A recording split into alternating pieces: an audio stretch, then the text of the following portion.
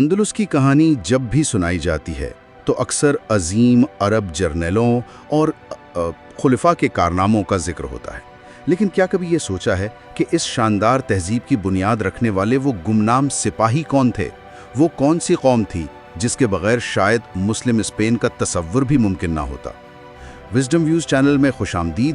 یہ ہماری سیریز الاندلس مسلم اسپین کا عروج و زوال کی 12ویں قسط ہے۔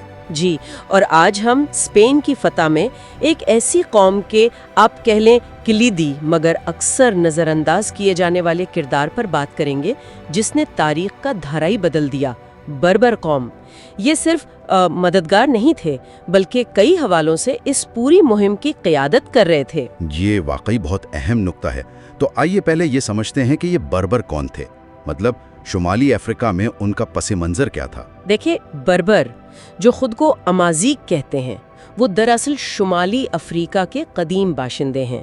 اسلام کی آمد سے صدیوں پہلے سے وہاں آباد تھے۔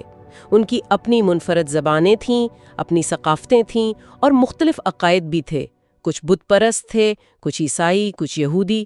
پھر جب 7ویں صدی میں اسلام پہنچا اور اموی خلافت کا اثر و رسوخ بڑھا تو بہت سے بربر قبائل نے اسلام قبول کر لیا، لیکن عرب حکمرانوں کے ساتھ ان کے تعلقات ہمیشہ آپ کہہ سکتی ہیں ملے جلے رہے۔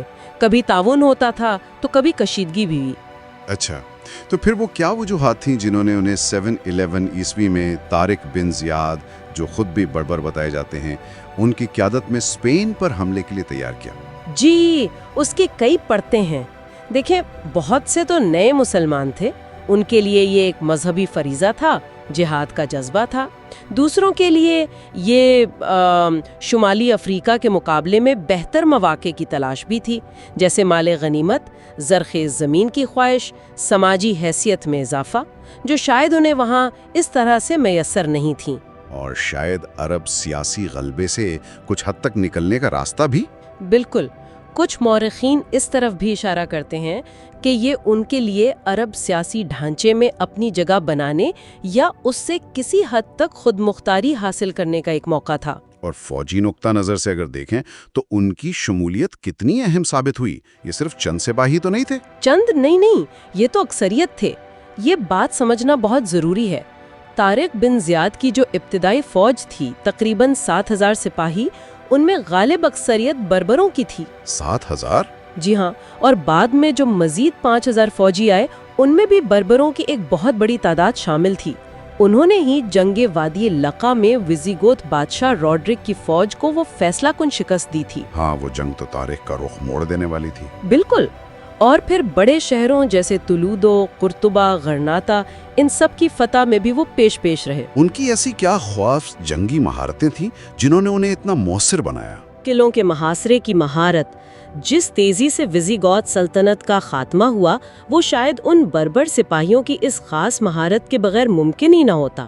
اچھا، تو فتح تو ہو گئی، اس کے بعد اسپین میں ان کی زندگی کیسی رہی؟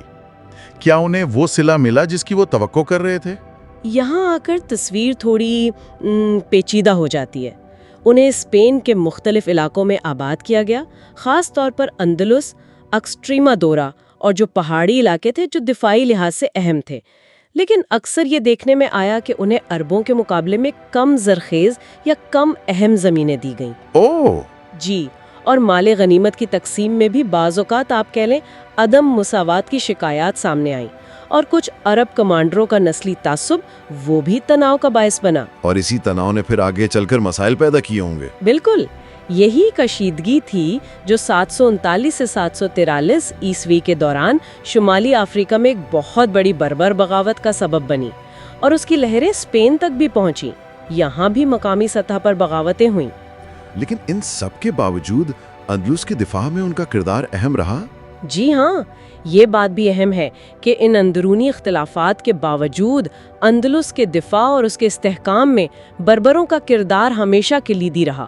وہ بنیاد تھے۔ فوجی کردار تو بالکل واضح ہے، لیکن جو نیا اندلسی معاشرہ بن رہا تھا، اس کی ثقافت، اس کا انتظامی ڈھانچہ، کیا اس میں بھی ان کا کوئی حصہ تھا؟ یقیناً تھا۔ اگرچہ شروع میں انہیں شاید وہ مقام نہیں ملا جس کے وہ عہدیدار سمجھے جاتے تھے، لیکن وقت کے ساتھ ساتھ بربروں نے انتظامی معاملات میں بھی اپنا کردار ادا کرنا شروع کیا۔ وہ سرحدی علاقوں میں منتظم بنے، گورنر بنے۔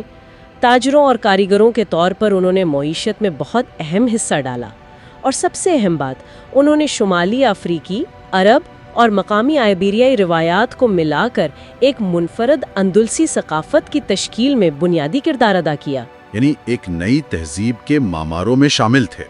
بالکل، اور کچھ بربر کمیونٹیز نے تو اپنی زبانیں اور قبائلی شناخت کو بھی کافی حد تک برقرار رکھا۔ اور جب شمال کی عیسائی ریاستوں نے اسپین کو دوبارہ فتح کرنے کی مہم شروع کی، یعنی ریکانکویسٹا، اس وقت بربروں کا کیا کردار تھا؟ وہ دفاع کی پہلی صف تھے، فرنٹ لائن ڈیفنس۔ صدیوں تک انہوں نے اندلس کی شمالی سرحدوں، پہاڑی دروں اور قلعوں کی حفاظت کی۔ ان کی وجہ سے ہی اندلس اتنے عرصے تک قائم رہا۔ صحیح۔ ان کی فوجی اہمیت سے انکار ممکن ہی نہیں، حتیٰ کہ جب عبد الرحمن اول نے قرطبہ میں اپنی خود مختار عمارت قائم کی، تب بھی اندرونی بغاوتوں اور بیرونی خطرات سے نمٹنے کے لیے بربر فوجی دستے ان کی طاقت کا ایک اہم ستون تھے۔ تو اگر ہم مسلم اسپین میں بربروں کی میراث کا خلاصہ کریں تو وہ کیا ہوگا؟ دیکھیں، ان کی میراث اکثر تاریخ کی کتابوں میں دبی رہ جاتی ہے، لیکن یہ اندلس کی زمین، اس کی ثقافت، اس کی تاریخ میں بہت گہرائی تک موجود ہے۔ مقامات کے ناموں میں، طرز تعمیر میں، موسیقی میں، یہاں تک کہ جدید دور کے اندلسی لوگوں کے ڈی این اے میں بھی ان کے اثرات ملتے ہیں۔ اور بعد میں جو بربر شاہی خاندان آئے، جیسے المراود اور الموحدین، انہوں نے تو اسپین پر شمالی افریقی اثر و رسوخ کو اور بھی گہرا کر دیا۔ تو وہ صرف سپاہی نہیں تھے؟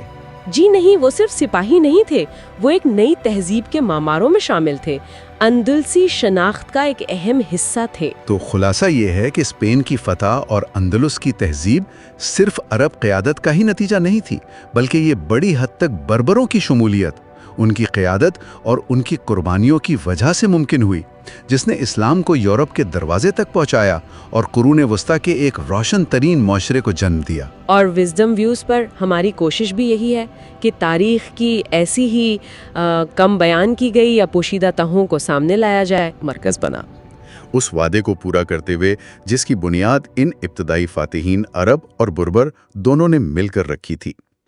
اگلی قسط یقیناً بہت دلچسپ ہوگی۔ اس کے لیے وزڈم ویوز کو سبسکرائب کرنا نہ بھولیں۔ اگر یہ گفتگو معلوماتی لگی ہو تو اسے لائک کریں، دوسروں کے ساتھ شیئر کریں اور کامنٹس میں اپنی رائے کا اظہار ضرور کریں۔